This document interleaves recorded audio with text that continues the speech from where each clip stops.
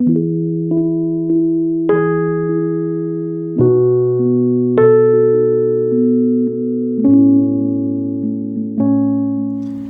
ने कहा, every rise and falls depends on leadership, अर्थात हर उत्थान और पतन नेतृत्व पर निर्भर है। हर युग में कोई भी आंदोलन के लिए अगुओं की ज़रूरत पड़ी, नेतृत्व की ज़रूरत पड़ी। सिदो कान्हू इसके बहुत बड़े उदाहरण हैं, क्योंकि शायद सिदो कान्हू नहीं होते तो आज संताल हूल नहीं होता।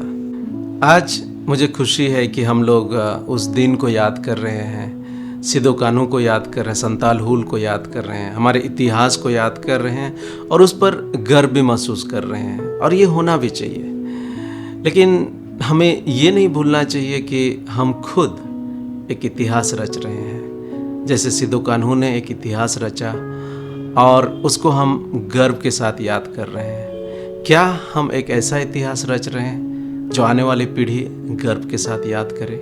आज अगर हम संताल की दशा को देखें तो आज भी वो बहुत ही पीछे हैं। आज शिक्षा की दशा को देखें, उनकी गरीबी, नशा, ये सब मानो उनको पीछे की ओर खींच रही है, उन्नति में आगे जाने ही नहीं दे रही है।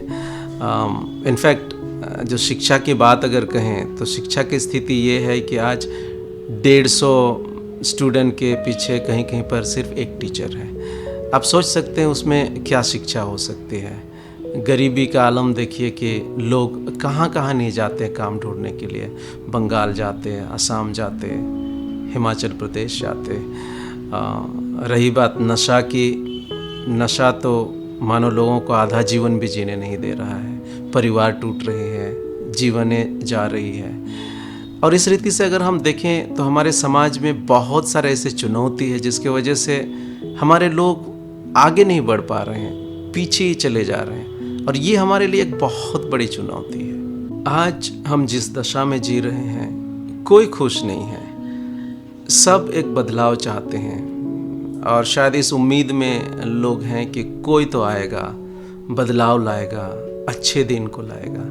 लेकिन भूल जाइए, कोई नहीं आएगा। आज हमें खड़ा होने की ज़रूरत है, हमें अगुवाई देने की ज़रूरत है। हमारे लोगों की जो दशा है उसको बदलने के लिए आज हमें नेतृत्व देने की ज़रूरत है। तभी बदलाव आएगा, तभी हम हमारे समाज को आगे बढ़ते हुए देखेंगे।